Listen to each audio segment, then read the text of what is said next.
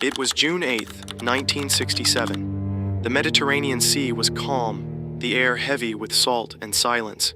The USS Liberty, a U.S. Navy technical research ship, drifted peacefully off the northern coast of Egypt, a floating ear, listening quietly to the chaos of the Six-Day War raging nearby. The ship wasn't armed for battle. It carried antennas, encryption gear, translators, and analysts, not weapons. Its mission was intelligence gathering, to listen, to observe, to stay invisible. But by the end of that day, it would be one of the most controversial naval tragedies in American history.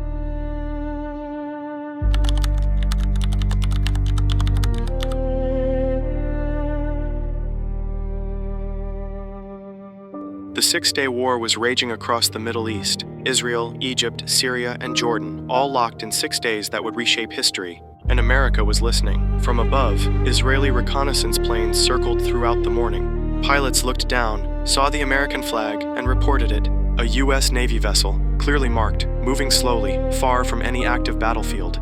The Liberty's crew felt safe. They waved. They smiled at the planes. But someone, somewhere, wasn't smiling back.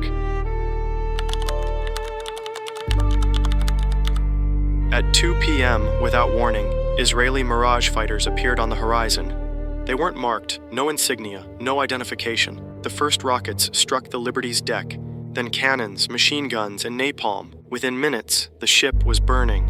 Antennas shattered, lifeboats destroyed, radios silent. The crew screamed into their transmitters. But every frequency was jammed, not by chance, by precision. Their distress call was being buried in static by the very nation that claimed to be their ally. Inside the chaos, two men, Terry Halbardier and Glenn Oliphant, climbed through smoke to repair a severed antenna by hand. They managed to send one desperate message. "This is the USS Liberty. We are under attack." The signal reached the USS Saratoga, where Captain Joseph Tully immediately launched 12 F-4 Phantom jets to assist. For a moment, help was coming, but minutes later, the order came down: recall the aircraft. The command didn't come from the fleet, it came from Washington. Secretary of Defense Robert McNamara, acting on authority from President Lyndon B. Johnson, had ordered the rescue to stand down. The Liberty was left alone.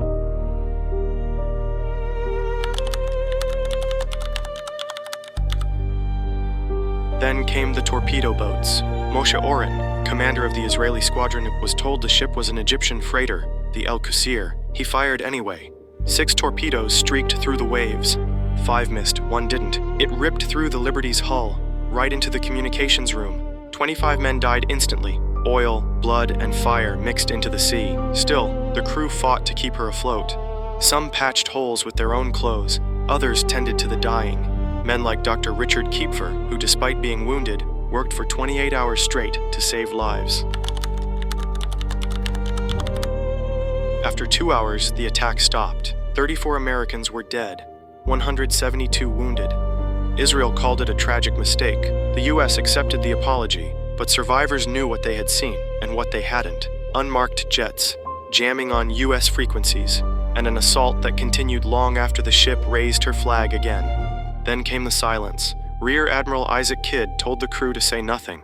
No interviews, no discussion. Some were even told to wear civilian clothes, to pretend the Liberty had never existed. Aboard hospitals, names were changed. One sailor woke up in recovery to find a tag on his toe reading Smith, and was told he had never been on that ship. When the Navy conducted its investigation, it ignored evidence. Unmarked aircraft, destroyed lifeboats, jamming frequencies. Witnesses were silenced. Even Captain William McGonagall's Medal of Honor citation omitted the nationality of the attackers. Documents declassified decades later revealed the truth. Israeli pilots identified the ship as American and were ordered to attack anyway. The NSA's EC-121 surveillance plane recorded those transmissions. The pilots protested. The command repeated, "You have your orders." It wasn't an accident. It was an execution. Historians later uncovered what Israel wanted to hide. Defense Minister Moshe Dayan had ordered the strike. At the time, Israeli units were accused of executing Egyptian prisoners of war. If the Liberty intercepted those communications, the evidence would have been catastrophic. Proof of war crimes. Sinking the ship meant silencing the record. In the years that followed, Israel paid reparations, millions of the dollars to families of the dead and to repair the ship. But the truth was never repaired. The Navy's Judge Advocate General, Admiral Merlin Starling, said the inquiry was incomplete, rushed, and deeply flawed. The NSA Director, Marshall Carter, called the attack deliberate. Here are some of the facts featured in a 2004 report by the Independent Commission of Inquiry into the Israeli attack on the USS Liberty that concluded the attack was no accident. Israeli planes had observed the Liberty for 8 hours before the attack. June 8th was a clear day with unlimited visibility.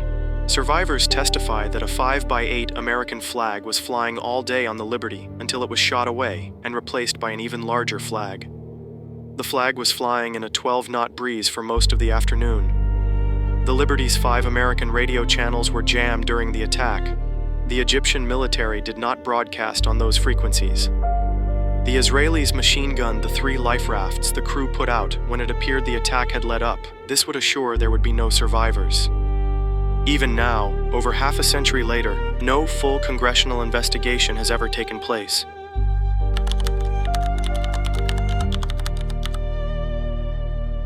The USS Liberty still sails through memory, a ghost ship adrift in politics and silence. Her scars remain, etched in steel and in the hearts of those who lived, a reminder that truth in war is often drowned, not by the sea, but by the weight of power and the fear of what it might reveal. June 8, 1967, the day the sea turned against its own.